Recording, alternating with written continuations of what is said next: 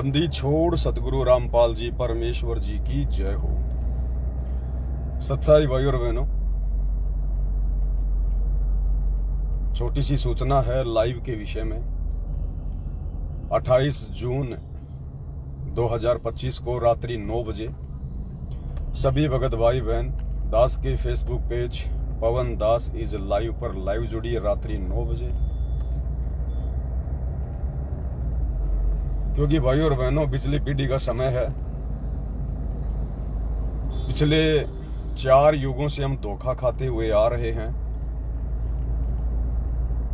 और धोखे से बचाने के लिए परमपिता परमेश्वर सतगुरु रामपाल जी भगवान सत्संगों के माध्यम से आप और हमें समझाते हुए दिन रात एक कर रहे हैं, संघर्ष कर रहे हैं। बाकी कार्य तो देखो भाई और बहनों, खाली रोजी रोटी तक ही सीमित है। समाज की झूठी मान मर्यादा, परंपरा, रीति रिवाज, झूठा मान सम्मान, ये प्रतिष्ठा, केवल इस कच्ची दीवार को बनाए रखने के लिए दुनिया दिन रात दौड़ रही है, भाग रही है। अन्यथा परमात्मा ने हमें जो पेट दिया है ना, इस पेट को भरने का साधन भी परमात्मा ने सबको दिया, सबको। परमात्मा जितने दिन की हमें श्वासें देता है, जितने दिन का हमें जीवन देता है, उतने दिन का रोजी रोटी का बंदोबस्त करके भेजता है। गुरुदेव भगवान कहते हैं कि मुर्दे को भी देत है, मुर्दे को भी देत है लकड़ी, कपड़ा और आग, और जीवित नर चिंत्या करे तेरा बड़ा अभाग। कि वो भगवान तो मरने के बाद भी जिन चीजों की आवश्यकता होती है उस मुर्दे को, लकड़ी की, एक कफन, वो कपड़ा और आग, कहते हैं उसकी भी व्यवस्था करेगा। और तू नालायक जिंदा होकर चिंता कर रहा है। और आप और हम तो भगत हैं, सतगुरु की शरण में आ गए, सामान्य व्यक्ति नहीं है। फिर हम क्यों चिंता करें रोजी रोटी की? तो रोजी रोटी की चिंता के लिए यदि कोई दिन रात भाग रहा है, कमा रहा है, तो वो तो फिर अभी इस ज्ञान को समझ नहीं पाया। अगर मर्यादा ठीक रहेगी, भक्ति सही करेंगे, गुरु को परमात्मा मान के भक्ति करेंगे, परमात्मा जैसा व्यवहार करेंगे गुरु के साथ में, तो गुरु बताओ क्या 2 टाइम की रोजी रोटी भी नहीं देगा? क्या पहनने के लिए कपड़े भी नहीं देगा? क्या जो आवश्यकता है हमारी, जो जरूरत है लीगल, क्या परमात्मा वो भी पूरी नहीं करेगा जब जगत की कर रहा है? हाथी तो मन भर खाता है, जब परमात्मा उसका पेट भर रहा है। आप और हम तो कितना खाते हैं पूरा दिन में? 1 किलो खा जाते होंगे। कि आप और हमारी नहीं करेगा? परमात्मा अवश्य करेगा। तो यहाँ पर मर्यादित भक्ति और गुरु पर विश्वास, ये 2 चीजें बहुत जरूरी है।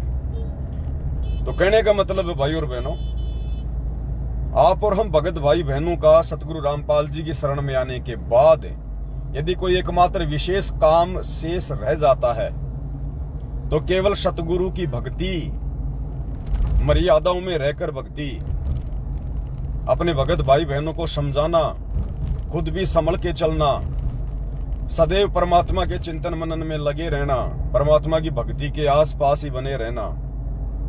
मिले तो दंडवत बंदगी, नहीं तो पल पल ध्यान लगाए।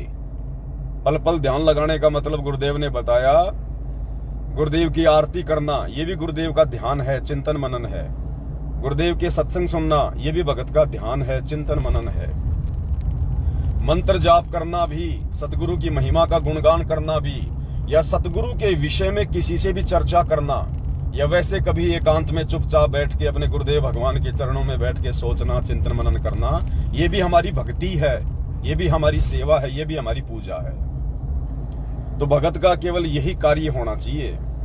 और ज्यादा से ज्यादा यदि हम ये वाला कार्य करेंगे तो सतगुरु इसी से प्रसन्न होगा।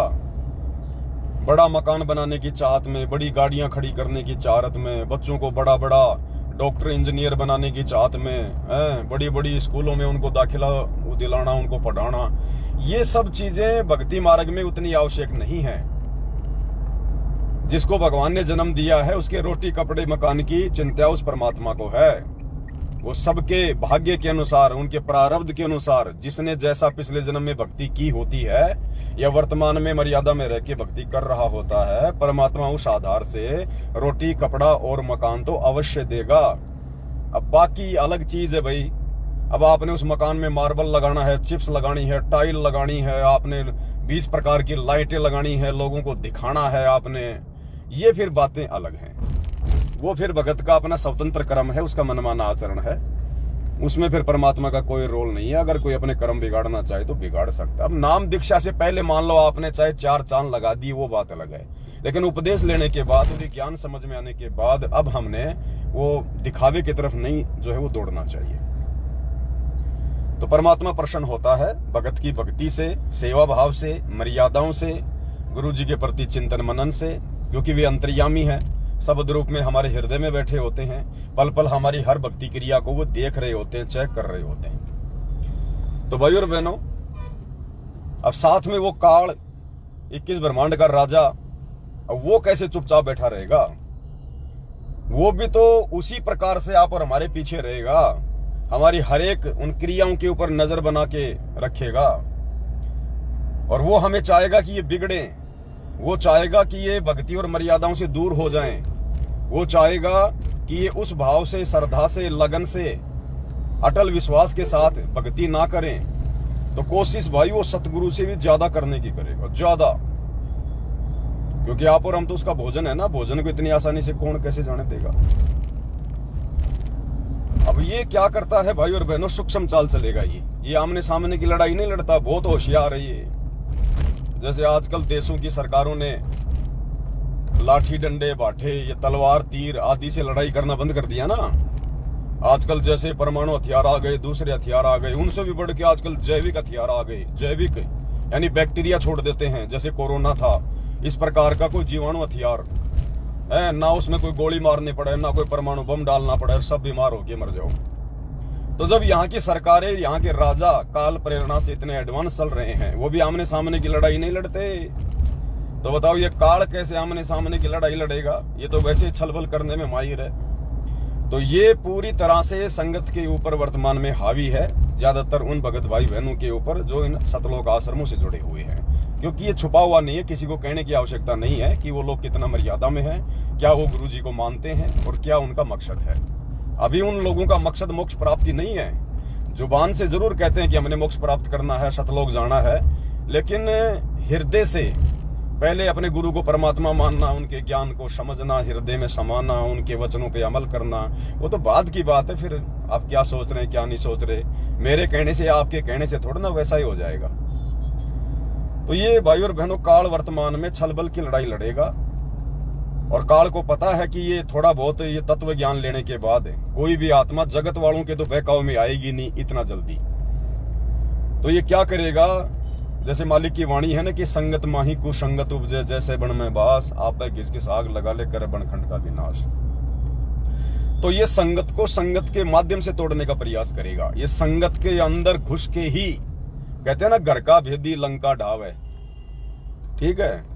तो ये संगत के अंदर प्रवेश करके, अब संगत के अंदर ये कैसे प्रवेश करेगा?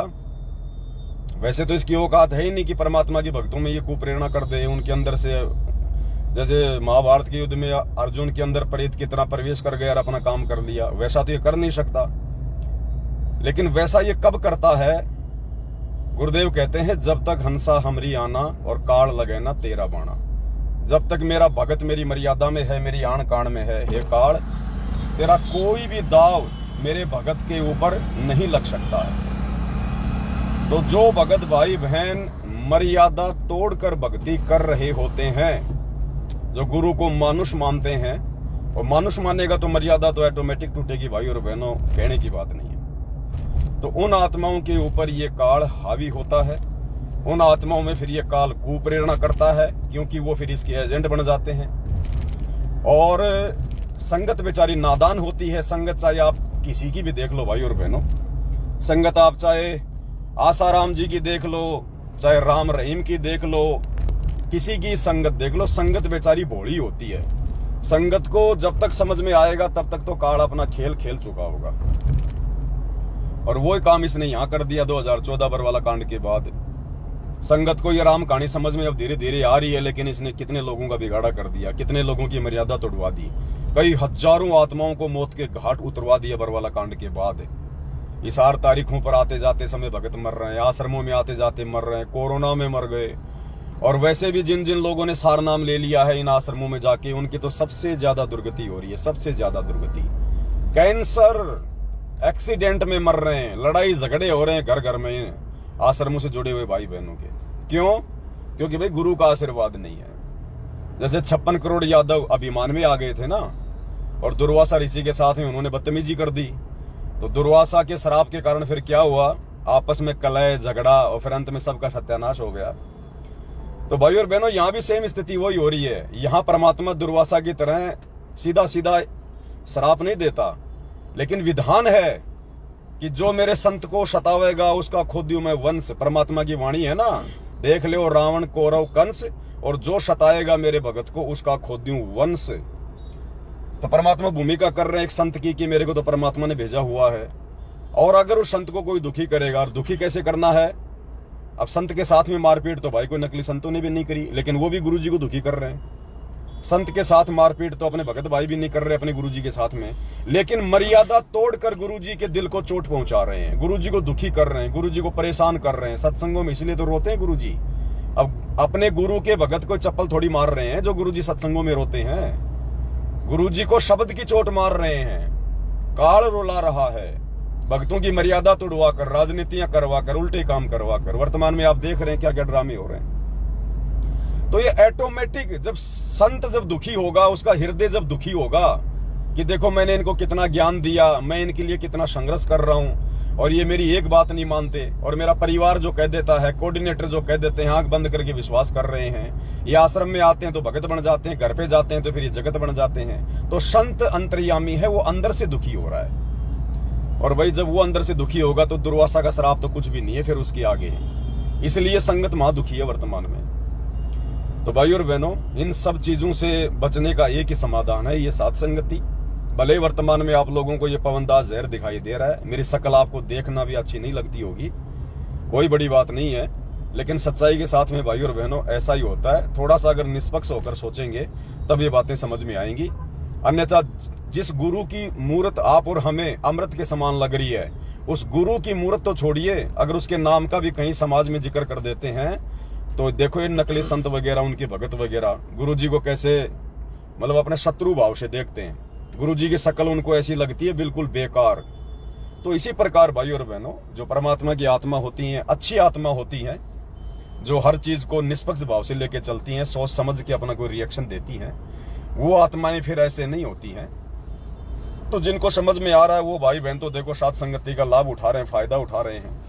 और जो राग द्वेष में चल रहे हैं, जिनके संस्कार ही ऐसे हैं, तो वो भाई बहन मुझ पवनदास से राग द्वेष करके, ईर्ष्या करके, मनमुटाव करके सुनते ही नहीं। एक तो पता नहीं कोई गुजरात से 2-3 दिन से फोन आ रहा है मेरे पास में, एक कोई भगत है, अब बताओ वो तो सीधा ये बोलता है, पता नहीं गाड़ियां निकालता है वो तो सीधी, अरे मोगो भगत जी सुन तो ले कोई बातचीत। अरे भाई तो क्यों गाड़ियां दे रहा है, क्यों तू मेरे को इतना मतलब जो है बुरा बुरा बोल रहा है? कोई बात है तो मेरे को बता, कोई शंका का समाधान है तो बता, मेरे को कौन सी बात तेरे को अच्छी नहीं लगी वो बता। तू तो जगत वालों से भी गया गुजरा व्यवहार कर रहा है, सुन ही नहीं रहा कुछ, और ज्यादा से ज्यादा बस 20-25 सेकंड ही करेगा, 20-25 सेकंड बाद में गाली गुली निकाल के खुद ही फोन काट के भाग जाएगा। तो देखो ये तो फिर वही बात है, कोई मतलब वाली चीज नहीं है। हम इंसान हैं, परमात्मा ने हमारे को दिमाग दिया है, अन्य जानवरों से अच्छा हम सोच सकते हैं, चिंतन मनन कर सकते हैं। अगर कोई बात है, कोई चीज समझ में नहीं आ रही तो पूछो। ऐसे बात अगर नाम ही खंड होना है तो फिर तो तू मेरे को गालियां दे गया, उससे भी तेरा नाम खंड हो गया। पहली बात तो गालियों से हो गया, वैसे तेरा तो भाई मर्यादा जो है वो तेरी वो खंडित हो गई। तो इन चीजों का कुछ नहीं जाता ऐसे। तो भगत ने विचार भी करना चाहिए, थोड़ा सोचना भी चाहिए। ये मार्ग बहुत सोच समझ के आगे बढ़ने का मार्ग है, ये सत्य का मार्ग है, और हम काल के लोक में रह रहे हैं। और सत्य जो बोलेगा उसको यहाँ पर ऐसे बर्फी मिलती है। देख लो हमारे गुरुदेव भगवान को क्या लड्डू मिल रहे हैं। तो जो गुरुदेव के जो पद चिन्हों पे चलेगा तो भाई उनके साथ में क्या होगा बताओ, उनको भी ऐसे लड्डू मिलेंगे यहाँ पर।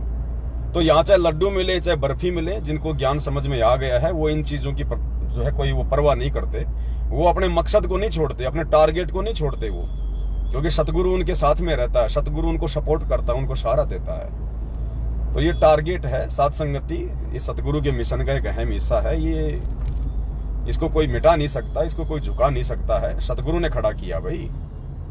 ये सतगुरु के सतयुग से लेकर वर्तमान ये चौथा युग, ये उनकी मेहनत का ये नतीजा है। ये नतीजा कि परमेश्वर ने इतनी आत्माओं को साथ संगति से जोड़ा है। कितनी आत्माएं गुरु को परमात्मा मान पाई हैं, कितनी आत्मा अपने नियम धर्म में रह रही हैं, अपनी भक्ति क्रियाओं में रह रही हैं। तो ये साथ संगति है, ये यथार्थ 13वां कबीर पंथ है भाई। ये मेरी बातें आज आपको भले ना आपको यकीन हो, ये अब तो ज्यादा दिन का समय नहीं बचा है। और मैं देख रहा हूं आजकल सतलोक आश्रम से जुड़े भाई बहनों की क्या हालत हो रही है, क्या हालत हो रही है। और अब ये वीडियो साथ संगति की इतनी तेजी से बन रहे हैं, इतनी तेजी से आगे फैल रहे हैं। भैया सुन तो सब रहे हैं, देख तो सब रहे हैं, पता तो सबको हकीकत क्या है। लेकिन वही बात है जब तक उधर से थोड़ा बहुत उनसे कोई कांसुनी ना होना, तब तक आदमी इधर आएगा नहीं इतनी आसानी से।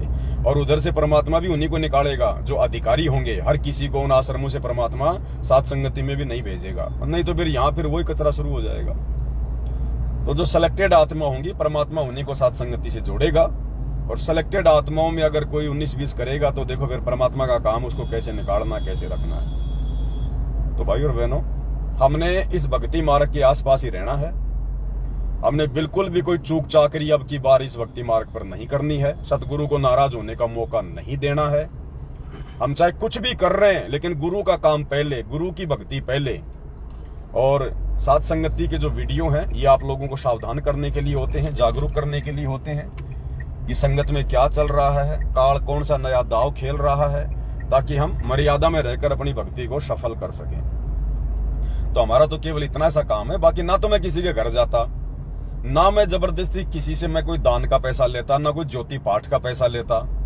बताओ फिर भी मेरे से राग द्वेष फालतू में, जबकि अच्छी अच्छी बातें बताता हूँ गुरु जी की दया से। गुरु जी के ज्ञान विरुद्ध एक भी मेरा कोई कार्य हो, एक भी कोई बात हो तो कोई साबित तो करे। अब बाकी तो चाहे कितना मर्जी बोल लो, वो तो अलग बात है भाई। जुबान भगवान ने सबको दे रखी है, चाहे अपने कर्म बना लो चाहे फोड़ लो, वो एक बात अलग है। बाकी कोई गुरु जी के ज्ञान आधार से और जो है वो परमाणु के साथ में, जैसे ये दास बताता है, ऐसे कोई उस चीज को साबित करो कि भाई साथ संगत वाले भाई बहन वो गलती पे हैं या कुछ वो गलत कर रहे हैं, तो वो कोई नहीं कर पाएगा, कर ही नहीं पाएगा। क्योंकि परमात्मा ऑप्शन छोड़ते ही नहीं ऐसा कोई माइनस पॉइंट वाला। तो कहने का मतलब भाई और बहनों, राग द्वेष ईर्ष्या को छोड़ो। और जिन जिन भाई बहनों से पहले यदि कोई गलती हो गई है, हो जाती है भाई, कोई बड़ी बात नहीं है। ये भूमिका हमने भी ना जाने कितने जन्मों तक निभाई है। हम भी ना जाने ऐसे कलयुग की पिछली पीढ़ी में आए होंगे, ऐसे ही हम भी साथ संगति से जुड़े होंगे। परमात्मा ने किसी आत्मा को निमित्त बनाया होगा, हम भी ऐसे ही जुड़े होंगे। फिर नहीं समझ में आया, फिर भाग गए, फिर जुड़ गए, फिर भाग गए। ये राग द्वेष वाली प्रक्रिया तो असंख्य जनों से आप और हम करते आ रहे हैं। तो ऐसी कोई बात नहीं है भाई और बहनों, ये परमात्मा का मार्ग है, सबके लिए है। साथ संगत वाले किसी से कोई राग द्वेष ईर्ष्या नहीं करते हैं। आप हमें उतने प्यारे हो, आज भी अगर आप वापस साथ संगति में आ जाओगे, आने का मतलब ये थोड़ी कि पवन दास के पास में भाई कोई हाजिरी लिखवानी है कि जी मैं मैनेजमेंट को छोड़ के मैं साथ संगति में आ गया। कुछ नहीं करना, कुछ नहीं करना। बहुत सारे भगत जी कहते हैं हम साथ संगति से, भगत जी हम कैसे जुड़े?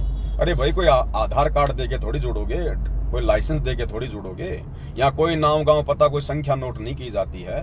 साथ संगति से जुड़ने का मतलब है, अगर आप साथ संगति के विचारों से सहमत हैं, आपको लगता है कि यहाँ जो भी कुछ बात होती है गुरु जी के ज्ञान आधार से होती है, हमें कोई नुकसान नहीं, उल्टा फायदा है, हमारा विश्वास बढ़ता है, तो साथ संगति के वीडियो देखो और अपनी मर्यादा बचाओ और गुरु जी की भक्ति करो, अपना धंधा करो। यही साथ संगति से जुड़ना है। और जो भाई बहन साथ संगति छोड़ के जा चुके हैं, कोई बड़ी बात नहीं भाई और बहनों, गलती देखो किसी से भी हो सकती है, कोई दिक्कत नहीं इसमें। आप वापस साथ संगति के वीडियो देखना शुरू करो। आपने क्यों साबित करना है कि मैं वापस साथ संगति में आ गया, मैं ये वो? कुछ नहीं करना आपने।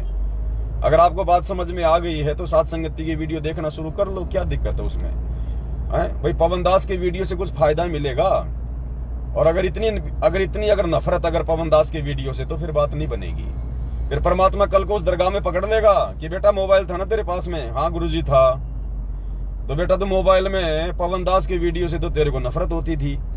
अरे पवन दास कम से कम मेरे सत्संग से बताता था, मेरे ज्ञान से बताता था, तुम्हारा गुरु भाई था। और ये फालतू के लोग जो वीडियो बना बना के भेजते हैं सारा दिन, वो तो बड़ा खाना खा के 1 घंटा मोबाइल को ले लेके शॉर्ट वीडियो देखता रहता था, रील देखता रहता था। क्या करता था बता? 24 घंटे आदमी बात थोड़ी करता है, 24 घंटे आदमी गुरु जी के सत्संग थोड़ी सुनता है। जबकि तू अपना कितना समय मोबाइल पे व्यर्थ करता था बेटा? 5-6 घंटे। बाकी समय तू क्या देखता था? वहां सारी रील दिखा देंगे। अब बता, ये जगत वालों के वीडियो तो तेरे को अच्छे लग रहे थे, और तेरा गुरु भाई जो थोड़ी बहुत ज्ञान की बातें बता रहा था उससे तेरे को नफरत हो रही थी, तो वहीं पे टांग देगा फिर उल्टा करके। तो कहने का मतलब भाई और बहनों, हमने अब की बार चूक नहीं करनी है, धोखा नहीं खाना है। धोखे जितने भी खाने हैं खूने हैं यहीं खा खू लो। ये शरीर छोड़ने के बाद में फिर बात नहीं बनेगी, फिर भूल सुधार का मौका नहीं मिलेगा, फिर हमें किसी प्रकार का कोई भूल सुधार का मौका नहीं मिलेगा। तो जो भी भूल सुधार है, जो भी कुछ करना है भाई और बहनों, अभी कर लो, अभी हमारे पास में मौका है। तो ये साथ संगति की वीडियो आप लोगों को अपडेट करने के लिए है कि संगत में क्या चल रहा है, कौन क्या कर रहा है, कौन लोग क्या कर रहे हैं। उनके उल्टे कर्मों से भी हमें शिक्षा मिलती है, हमें दृढ़ता मिलती है कि भगवान हमसे ऐसी गलती ना हो जाए। तो बहुत सारी बातें हैं भाई और बहनों, इसलिए आज रात्रि 9 बजे तो दास लाइव आएगा मालिक के आशीर्वाद से, विशेष जो संदेश हैं उनके ऊपर। और कल की जो डेट है 28 तारीख जो है कल, 28 जून कल जो है, कितनी कल 28 है क्या, मतलब कल का देख लेना कौन सी डेट है, शायद मैंने लिखा होगा 28 है क्या है। हाँ, कल 28 जून को रात्रि 9 बजे सभी भाई बहन जरूर लाइव जुड़िएगा। आपको एक छोटा सा वीडियो दिखाएंगे ज्ञान आधार से, परमात्मा जी के आशीर्वाद से, और आपको एक कन्फर्म हो जाएगा, कन्फर्म कि घर का जोगी जोगना, बाहर का जोगी सिद्ध। दीपक तले हमेशा अंधेरा रहता है। गुरुजी का पूरा परिवार गुरुजी का, गुरुजी के रिश्तेदार, ये सब लोग गुरुजी को केवल एक मानुष मानते हैं। मानुष यानी अपने जैसा इंसान। ना गुरुजी के लड़के गुरुजी को अपना बाप मानते, ना गुरुजी की सांसारिक जो पत्नी है अनारो देवी, ना वो उन्हें अपना जो पति देव मानती। भगवान मानना, गुरु मानना तो बहुत दूर की बात है, भूल जाओ। और दास जो भी कुछ दिखाता है, जो भी कुछ बोलता है, आपको पता है वो सबूतों के साथ में होता है, परमाणु के साथ में होता है। तो 28 जून रात्रि 9 बजे आप लोगों को बिल्कुल क्लियर हो जाएगा। उन आत्माओं को तो हो जाएगा जिनकी बुद्धि काम कर रही है, जिनका दिमाग थोड़ा बहुत जो है वो समझता है, जो साथ संगति से जुड़े हुए हैं, उनका तो और विश्वास बढ़ेगा कि वास्तव में आज गुरु जी के प्रत्येक वचन पर गुरु को परमात्मा मान के केवल सत्सेवक चल रहे हैं। बाकी वास्तव में अपना समय बर्बाद कर रहे हैं, अपना समय और समाशय बर्बाद कर रहे हैं, और संगत में ऐसे भगत बने दिखाई दे रहे हैं जैसे उनके बराबर कोई धरती पे कोई भगत नहीं है। तो भाई और बहनों, ये कबीर मार्ग बहुत उल्टा है, जैसा दिखाई देता है वैसा होता नहीं है। यहाँ पर गुरुमुखी को गुरुद्रोही बना दिया जाता है, देश की धरोहर को देशद्रोही बना दिया जाता है। यहाँ बहुत उल्टा सिस्टम है, ये काल का लोक है ये। तो आज रात्रि भी जुड़िए विशेष संदेश पर, और कल 28 जून को रात्रि 9 बजे भी जुड़िएगा। परमात्मा की दया से बहुत कुछ हमारे कंसेप्ट क्लियर होंगे, ज्ञान चर्चा होगी, हमारा विश्वास भी बढ़ेगा। और अगर चलो बाकी बातें फिर बाद में करेंगे। बंदी छोड़ सतगुरु रामपाल जी भगवान की जय हो।